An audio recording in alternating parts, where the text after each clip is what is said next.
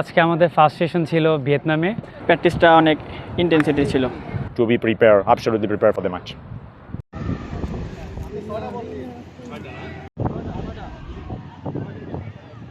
Short session ছিল but খুবই important একটা সেশন ছিল, যেটা আমাদের ভিয়েতনাম ম্যাচের জন্য প্রস্তুত করার জন্য এই সেশনটা খুবই ইম্পর্টেন্ট ছিল।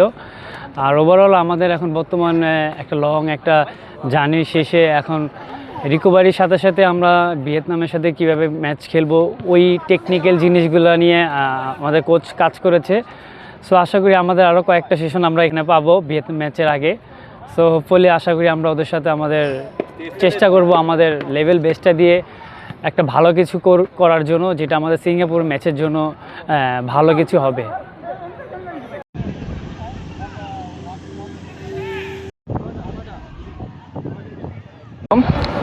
আমরা জার্নি শেষে আজকে আমাদের প্রথম অনুশীলন ছিল।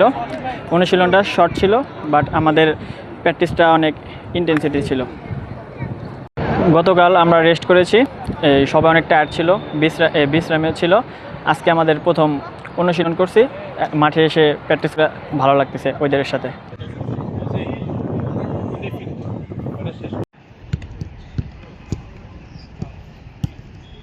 It's a bit tight as usual, no? It's a very short camp or short window for us.